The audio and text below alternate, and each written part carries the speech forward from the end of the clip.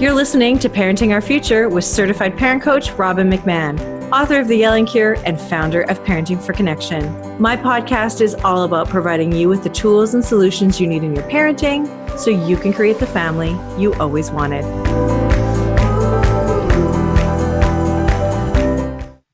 Hey everyone, it's Robin here. How are you? Welcome to Parenting Our Future. I have a guest on today that I think is going to really help you. His name is Jason Brick, and he is the founder of the safest family on the block. This is going to be so good for everybody because there are areas that we are vulnerable and things that in our lives that come up and we may not really know how to fix them, like cyber issues and hacking and different things like that. Jason is going to tell us how to keep ourselves and our family safe. Now, a little bit about Jason. He's a journalist. He's also a 6th-degree black belt, so you don't want to mess with him. He's also a father of two boys. Now, his work has appeared in Black Belt Magazine, Healthline.com, and over 100 other print and online publications. And he lives in Oregon right now with his wife and his 2 sons. Like I said, he's got a 20-year-old and a 10-year-old. And I am just really happy to have you here. Thank you for being here. And thank you for having this conversation about keeping us safe.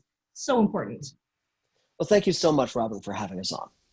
This is great. Now, this is definitely a different topic than I normally talk about. So I'm really excited to ask you all of the questions. But first and foremost, why are you doing this? What is this work about for you?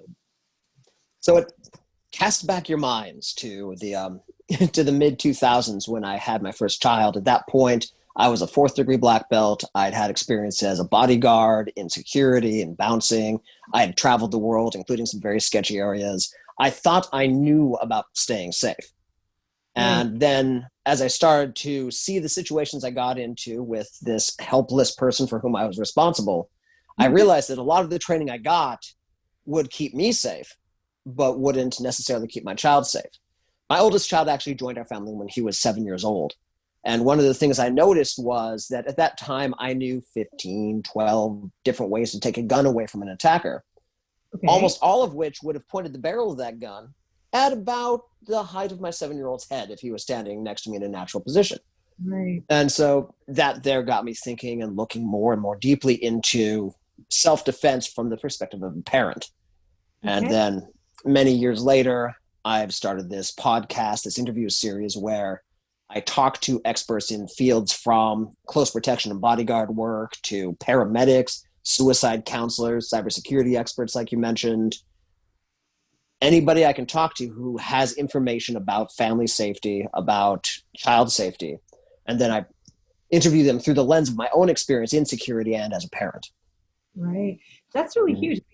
I've got to be honest, I never even thought about that. You know, I don't want to brag, but I have an orange belt in karate. Outstanding. I know, right? And I'm useless. I'm still useless. Orange is one step up from white, if anybody else is listening, which is where everybody begins. But anyway, I have a little bit, and I feel secure knowing that I could probably protect myself. But you're absolutely right.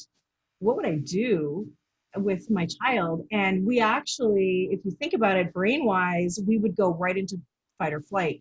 And that is, survival, fear. And that's not always the best place to be in when you're trying to defend yourself or your kids. And the thing that you're saying here too, is that this isn't just about being physically strong, right? Because some of the things that we need to be safe from are not physical at all. They're virtual, right?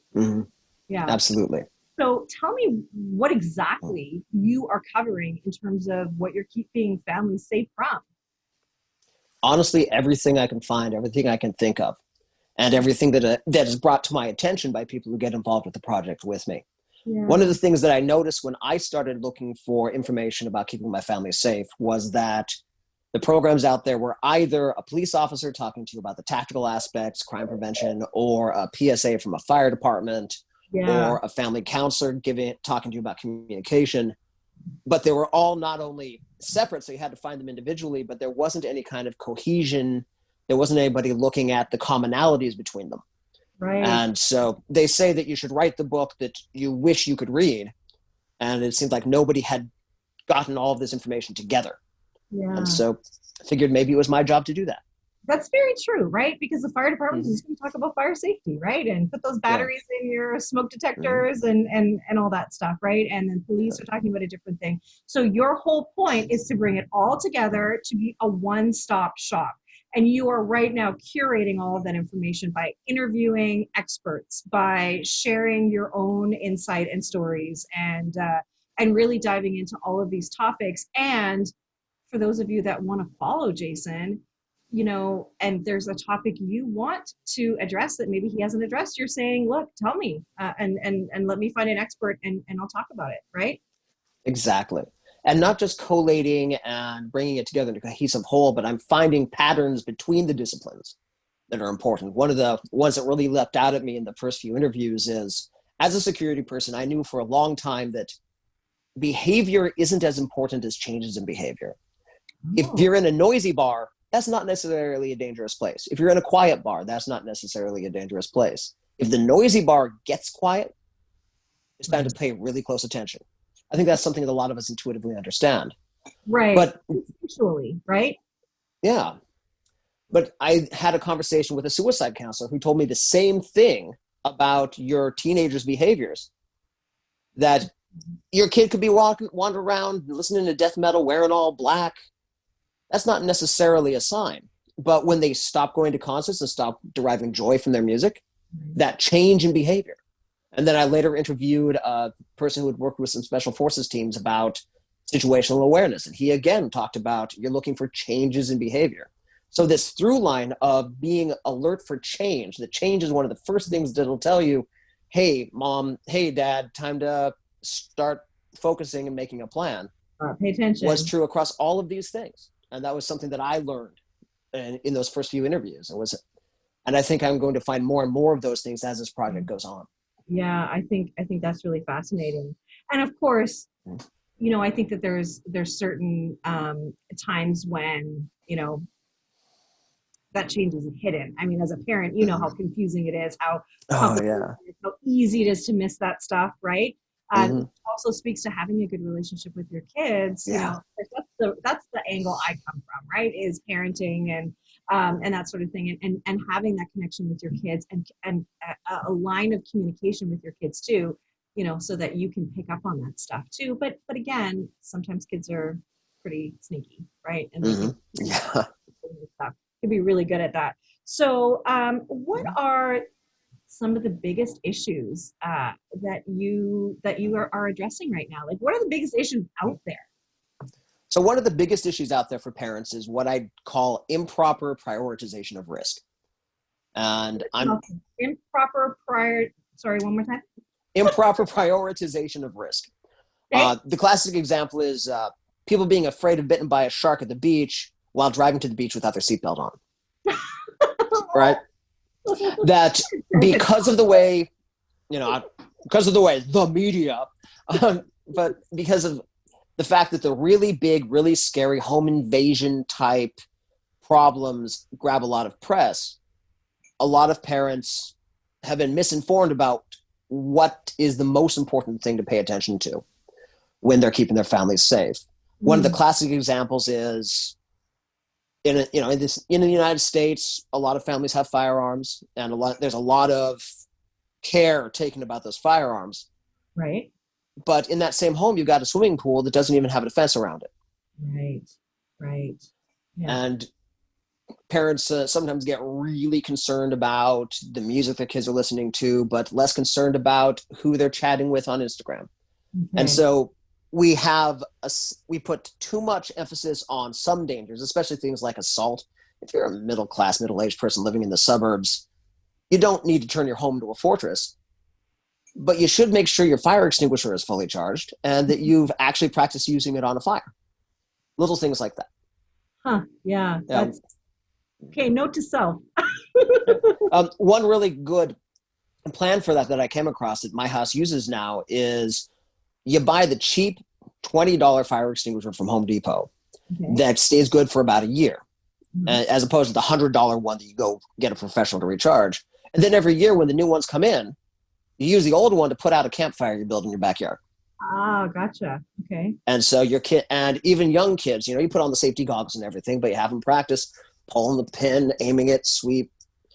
And that way, every member of your family has used a fire extinguisher to put out a fire once a year. And we do it just before 4th of July, because that's when fires happen. And it's just a little thing you can build into the habits and the rhythm of your Oh, home yeah, I like that. to, yeah. But anyway, that's one way you could get the fire extinguisher practice. That's a really great idea. That's a really, really great idea. Thank you for that. That's Mhm. great. Okay. And I gotta say, I think your kids are gonna think it's fun too, right? To be able to Yes. use a fire. I Uh, can just see my kids loving that idea. Okay. What are some of the other big issues? so the other one is I don't think that a lot of parents are aware how proactive and how smart the bad guys are. How smart the bad That kids are. Okay. yeah, that they're informed, they're professional. Mm, We have the image of the drug addict who kicks in the door when nobody is home and grabs the nearest laptop, and those risks exist. But most of the time, those people will be scared off or held off by very simple things. Where the real bad guys, your sex traffickers, your cyber criminals of some stripes, the gangs in the area, in a lot of areas, those people are seasoned, intelligent professionals at what they do. And protecting your family from them is a different ball game than I think a lot of people are taught. yeah. Well, and you were talking just about cyber criminals. Mm-hmm. You and I were talking beforehand, social Mm-hmm. engineering. What Yeah. about those things as well? I want to get back to sex Mm-hmm. trafficking actually too, because I think Mm-hmm. that's just saying that. I'm glad you brought it up, but I think it scares everybody. So let's talk Oh about yeah. cyber criminals, social engineering, and then I want to Mm-hmm. see your thoughts on sex trafficking. Absolutely. So cybercrime, for example, you have two kinds. You have financial cybercrime, and then you have people targeting your family. And the number of vulnerabilities that your computer has that are, or your whole home if you have a smart home, where people can hack into your tea kettle and unlock your door. You'll notice that people who love technology have these very, very internet filled house, the Internet of Things. They've got everything is all integrated. You can check it from your phone from 1,000 miles away. Most of the people who are really familiar with technology, they have a deadbolt and a fax machine because they Right. know how easy it is to exploit those. Excuse me. And so that vulnerability to hacks is an Yeah. issue that I'm not a very smart tech guy, but we've got two interviews on the channel already from people who are way smarter about tech than I am, who give Yeah. some very good basic ideas and also put out some resources. The other one to be very careful of, especially in the age of social media, is social engineering. The classic example of social engineering is when the bad guy calls your house and tells your kid that this is your mom's friend from work and she forgot her password, the lock to the door. Can you tell me what it is? And then because they trick your kid into giving that to you. There's a Yeah. situation recently where a teenager was called by a criminal who, by telling him that his dad was in jail and that the feds were coming to his house to seize all their assets, tricked the kid into taking all of mom's jewelry and guns and putting them in a bag and then giving them to a total stranger at the door. And he was able to do that by plumbing that teenager's social media accounts for all the names and all the pertinent information that he needed to sell this scam. Wow. So, and I've also seen, where people will have cameras in their house and they've Mm-hmm. hacked into the cameras, even their Yeah. intercom system will talk Mm-hmm. to them, scare them, and Mm-hmm. they're getting those information. Where are they getting that information from? How do you protect yourself? It's really, really difficult, and it's a matter of everybody to balance how do you want to actively participate in the technological world versus how do you keep yourself safe. Mhm. But you can also pay attention to some very small things. For example, if you want to share a picture of your kid on the internet, which not everybody advises and not everybody wants to, Mhm. make sure that you don't share that photo that has the name of their elementary school directly behind them. Right, right. Of course. If you want to do a Facebook live chat, make sure you're not standing in front of the family calendar so that the bad guy knows exactly when you're going to be at a wedding out of town. Right. Those small attentions to detail. And that's another of those through lines that I'm Yeah. finding through this whole thing, where attention to some of the smaller details can make your life a lot safer and let you worry less about other things, Right. because you're just kind of maintaining that discipline with what you put out in the world. And then, of course, you Right. think about things like what you do, where you and I both have podcasts. We're more public figures. So we have to be comfortable with more risk than somebody who's not in the public eye. Right, right.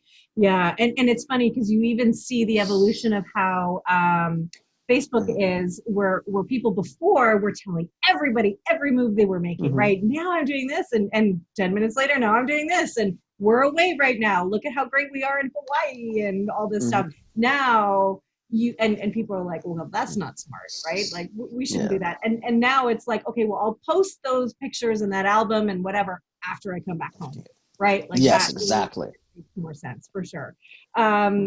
Okay, so I said I would get back to this issue. So sex traffickers, you said they are very sophisticated criminals, and I know everybody's ears perked up when you said it. So what? Tell me more. So the bad news is that I'm conducting that interview with an expert who's been working in sex crimes for the last 10 years, Okay. 2 weeks from now. So my knowledge on this is not as Fine. robust as it could be.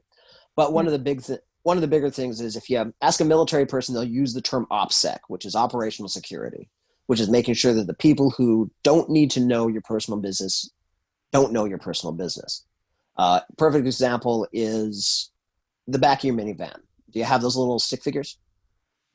I personally don't, but Okay, but the people who do, now they yeah. know how many kids and their approximate ages. If you have that proud of my honor roll kid at the school, now they know where to find a kid. If you have a sticker related to what you do for a living, if that implies that you're going to be out of town regularly, maybe you work in oil, maybe you're active duty military or in the National Guard, you're giving away huge amounts of information that a sex trafficker, child trafficker could use to find your child in a vulnerable area. You get a lot of those the little baseball with your kid's name in it to show that your kid plays baseball. Boom. Any sophisticated criminal who wanted to approach your child could get within grabbing range by calling them by their first name and engaging them around baseball. Okay. And so keeping that information about your kids closer in, because remember, everything you put on the internet is available to everybody and it's available to forever. Right, right. I want to say too that there's a couple of podcasts ago I had an awesome woman on, and we talked about good pictures and bad pictures. So it's actually porn proofing your kids, and that is one way to keep your kids safe too, even against sex traffickers and predators, because they use pornography to groom children and that sort of thing too. So that's also something I just want to bring up, because that's something I know, right? And I think that, you know what, we'll put the date that's going to be published on your page in my show notes, Oh, so yes, people can please. go there, because I want people to be armed with as much information, but I also don't want people to be anxious and afraid. And so you have a really awesome gift for everybody that we're going to talk about at the end of the show, to really help people take control of their safety. So what areas are we the most vulnerable? So there's 3 places of real vulnerability that I've been able to kind of find through this exploration so far. And we talked about the first already, which is cybercrime.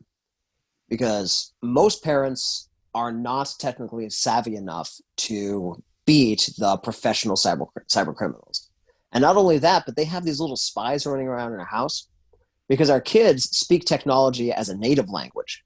Yeah. Where we speak technology like we took a couple of elective classes in college. Right? And so the kids are better at technology than we are, and the bad guys are better at technology than we are. And how deep that rabbit hole goes is one of the biggest vulnerabilities of every house. We've talked about that before, earlier in this show, and we have a couple of episodes on my show, and it sounds like you've had a couple guests as well. Yeah. But being as smart as possible, there's some very good apps out right now that can help you monitor what's going on, having good conversations with your kids, using one of the rules that came to my attention from one of my guests, Cat Code, was the no bathroom, no bedroom rule. Which, if you remember back in the 90s when there was a family computer, you were relatively safely because the kid could only do computing there in the middle of the living room. But if you set up the rule from your child's first phone that this is your phone, there are many like it, but this one's yours, you can use it in these ways, but you're not going to use it in the bathroom and you're not going to use it in your bedroom. Right. Check it in with us at the end of the night. And what, for the youngest kids, that just keeps them from staying up all night playing Candy Crush or whatever. But if it's yeah, and as a part of the rule, as they become teens, and then it removes some of the temptation to get involved in conversations they shouldn't, to send photos they shouldn't. Right. Totally. I really agree with that. And I also agree that parents do not fully understand what's going on. And so I'm going to use myself as an example because I got an email from Lululemon that has remained unread in my inbox because I have no idea what to do with it because it scared me. And it says here, we're writing to let you know about unusual activity related to your Lululemon account. We believe that an unauthorized third party outside of Lululemon obtained your login details, which is my email and my password, from a source unknown to Lululemon and used them to access your Lululemon account between certain dates. And this can happen when you use the same password for multiple online services and one of those services is breached. Yikes. Okay, Jason, help me. What do I do? Oh, man. So there are better people to ask, but this is what I've learned. That could be a legitimate email from Lululemon, and it could be somebody phishing you. There are a couple of things to look for really quick, and one of them is language. Okay. I can't tell if that email is just really badly written or if it is written by somebody for whom English is not their native language. A lot of the scams are not coming from America. They're not coming from England. They're coming from India, from Indonesia, from the Philippines. So if it's just full of spelling errors and weird tortured sentences, that's a big red flag. Yeah. The other thing you can look at is the actual email address it comes from.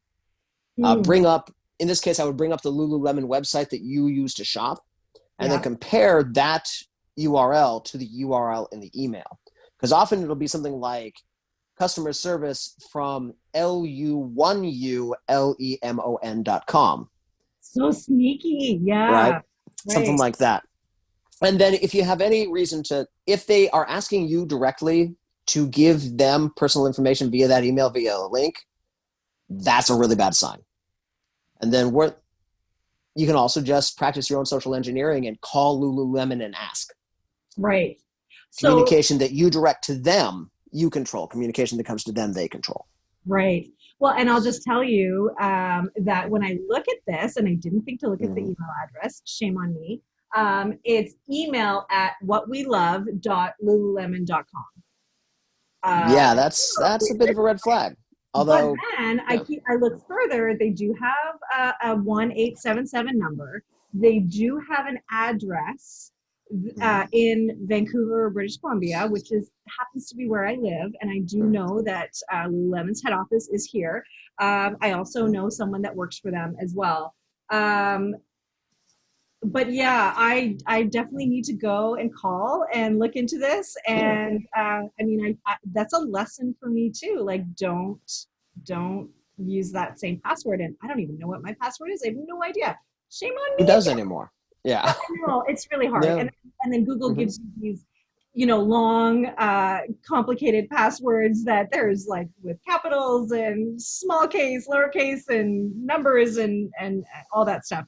It's tough, right? I mean, it is our modern problem, right? Our modern problem. It is. Thank you for that. I think that's a great example of something we all have experienced. And the language is a really good point too. I mean, we actually know for a fact that they will also use that language that is sort of broken English, because if they get someone on the hook, they know that if they can look past that they know they've got somebody who's a good target, right? Yeah. So, and we don't want to be those targets. So notice that. Bad grammar is a huge red flag, right? One last point that you mentioned in passing, that phone number they provided. it's not uncommon for them to give you the phone number of the scammer and have somebody ready to say, thank you for calling Lululemon. So when you get that email, if you think you need to call and ask, definitely check to see if the phone number in the email matches the phone number on the website. That's really cool. I do happen to know that, like, when I look at the number, when I look at after the 1877, the first three numbers are actually a legit Vancouver number. So it could either be really good or it could be really legitimate. So I guess we'll have to stay tuned to see what happens in the Lululemon saga that is now in my life. Tune in next week for the exciting conclusion. That's right. For those of you who want to know, you'll just have to reach out and ask me. Okay, or maybe I'll be on your channel and we can have an update. So what do we do in this day and age? And look, today happens to be Friday, September 11th, and today is the day that 6 months ago today, the World Health Organization declared the coronavirus pandemic. So 6 months to today, crazy. And so what's happening is that, we have fear, and fear and anxiety is here to protect us. It's a survival mechanism, right? And it's old conditioning from from when we were cavemen and women. And the thing is that we feel fear and anxiety over everyday life, right? But now there is really a predator out there trying to get us, right? So what do we do? And this is not a question just about the coronavirus. This is a question like if we are afraid, because there's other things. There's marches and protests right now. What if they go by your front door? We are in a heightened state of fear. So what do we do about that?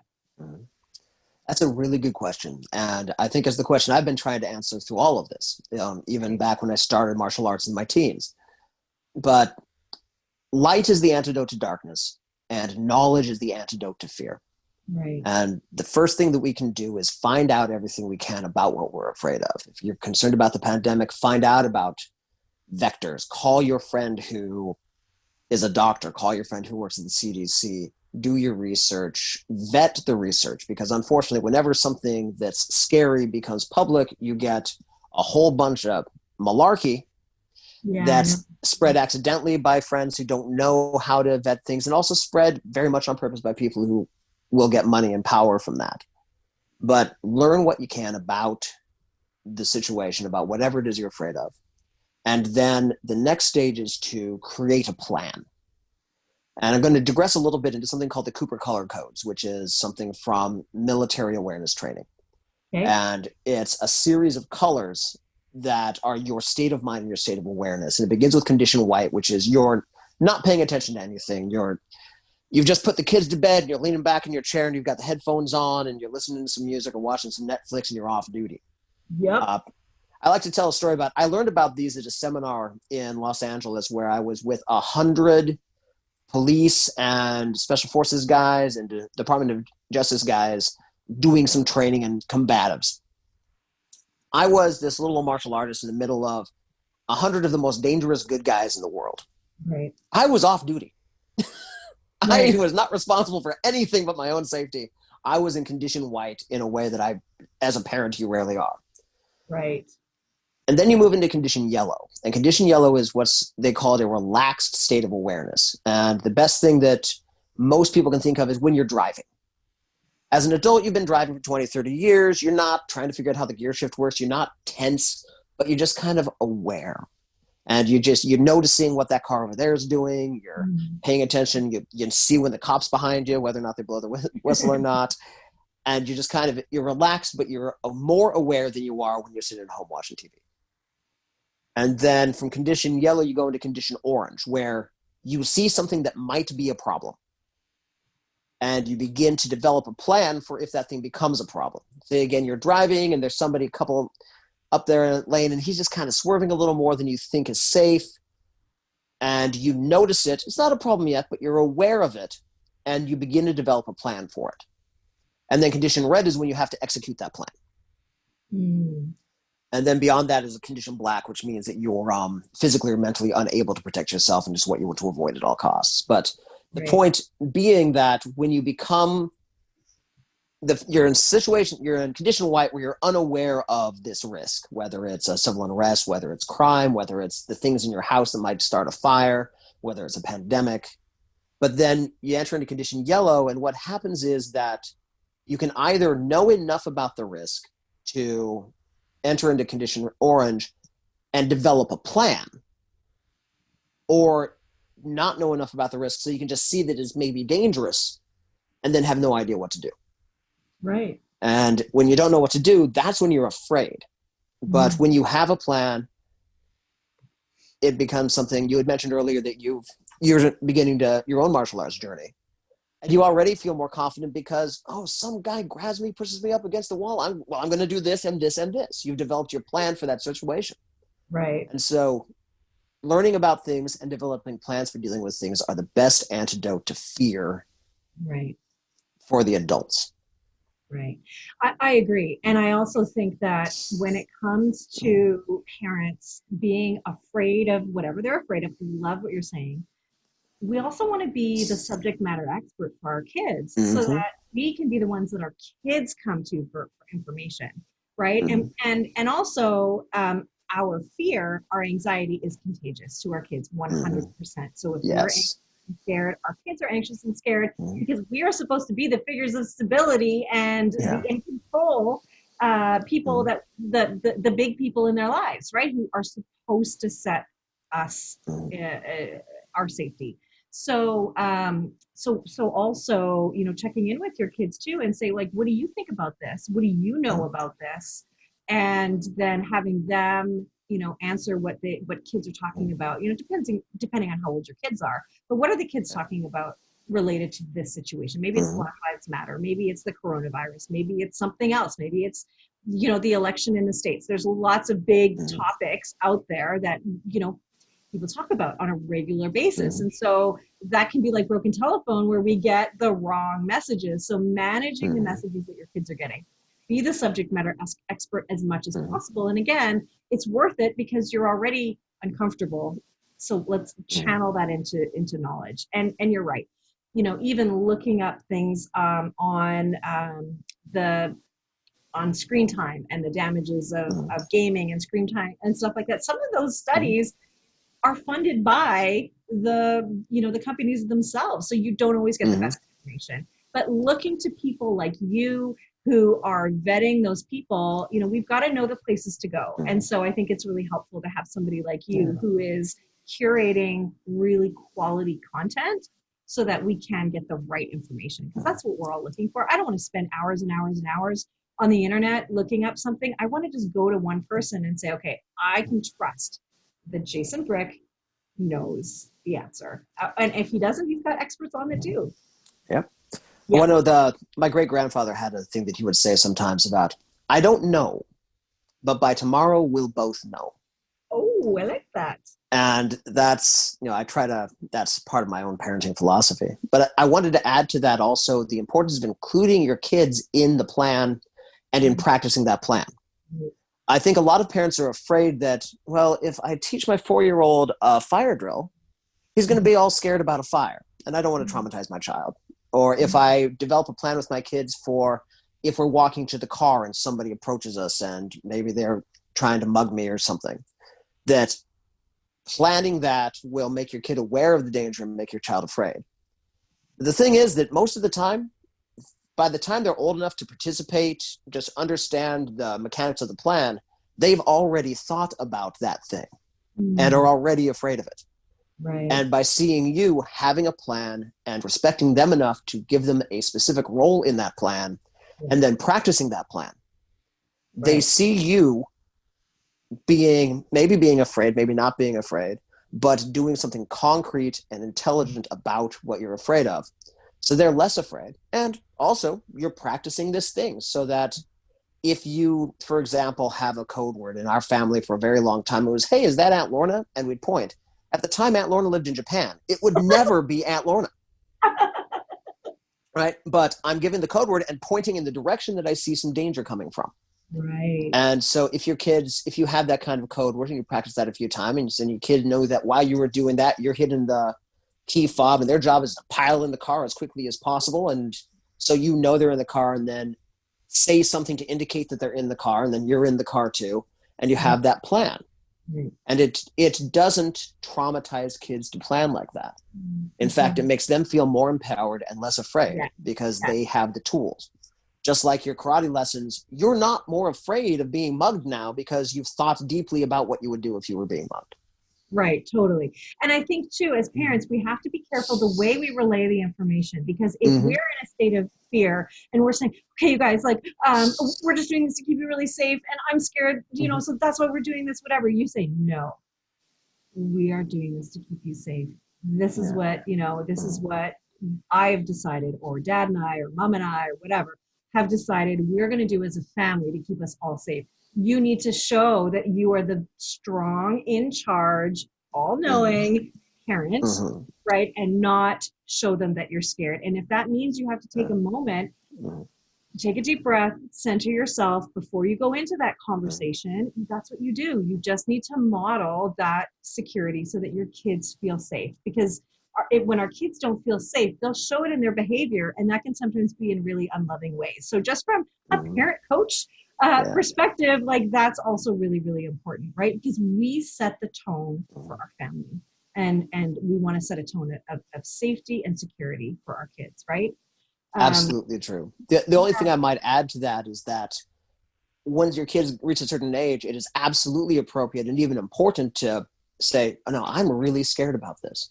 Right. This is what I'm doing because I'm afraid. Right. Right. That it doesn't just end with, but it's, I'm not sitting in a ball rocking myself in the corner. I'm actually actively like, look, I am worried about this. Yeah, I like that. I like that. And I think it's important to call out our emotions and feelings too. So thank you for that addition. I really like that. That's great.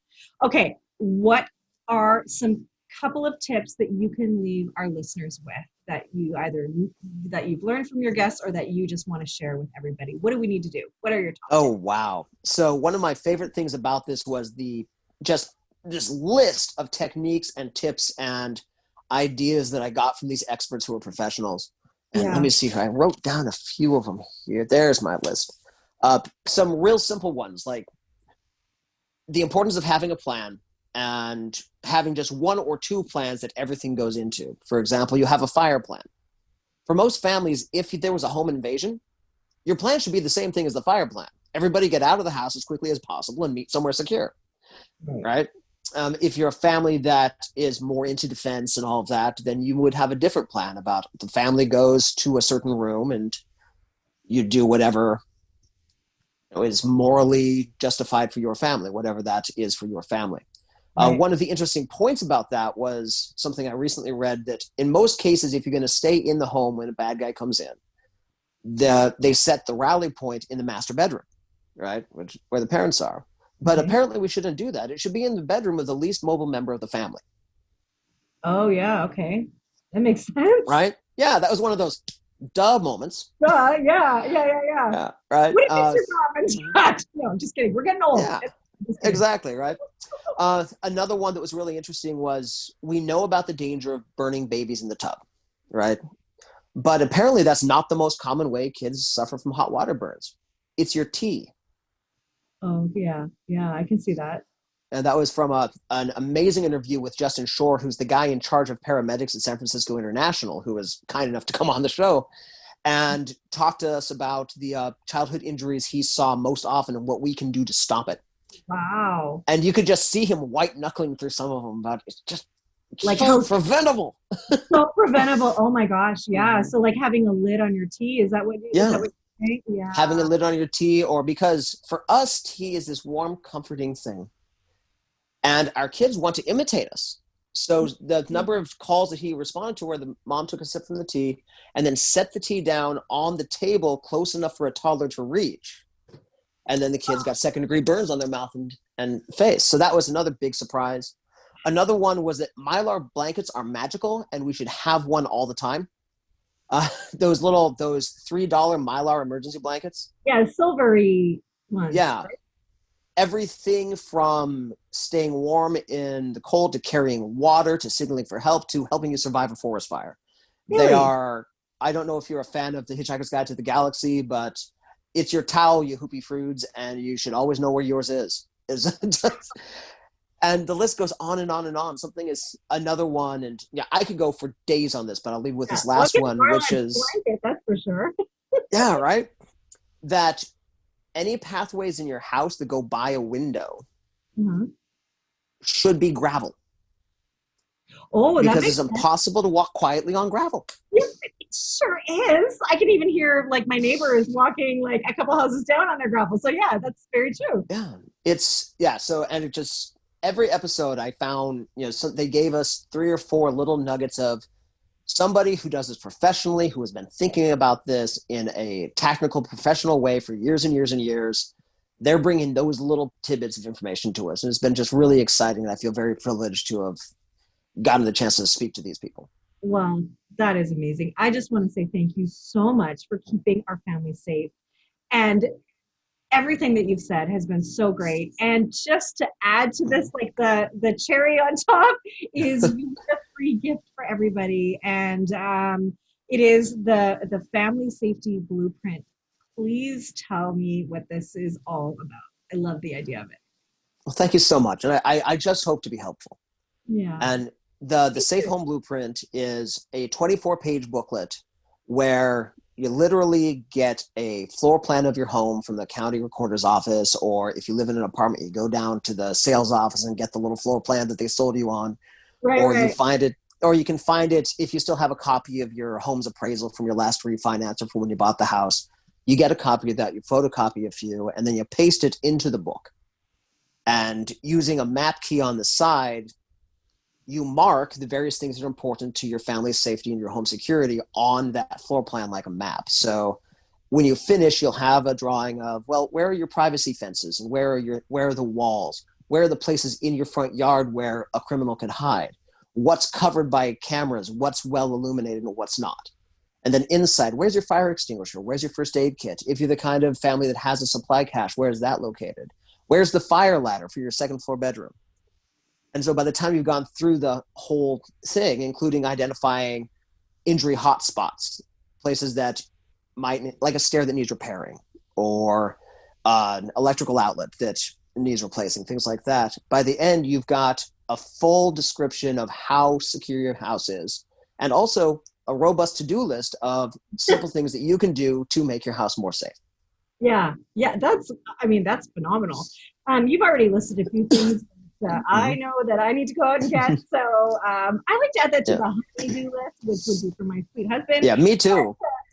Me too. And I compiled this with the assistance of several of our guests, a professional architect, a guy who is in charge of a SWAT team. This guy led 1,000 SWAT entries, so he knows how to keep somebody from kicking in your door. Oh, wow. Right. Had a guy who worked with some special forces teams for a while involved in creating this book. That same paramedic captain was involved, as well as a firefighter that I know. And so we got some real expertise involved in creating this book. And you're giving it away for free. Thank you. Yes, ma'am. It's a free PDF for anybody who needs it. And if you would but if you don't want to go bother printing it out yourself, I'll send you the print version for just $10 in shipping. That's phenomenal. Okay, so we're gonna put all of that information here, how people are gonna get to see the videos that you've got, the safest family on the block. This is so great. Thank you for keeping us safe. Thank you for your time today and for sharing your wisdom and experiences and knowledge with everybody. It's invaluable what you have just shared. It really, truly is. Thank you so much, Jason. Well, thank you. I'm really excited, and I'm very humbled by the expertise of the people who've come onto my show. And thank you so much for having me on today.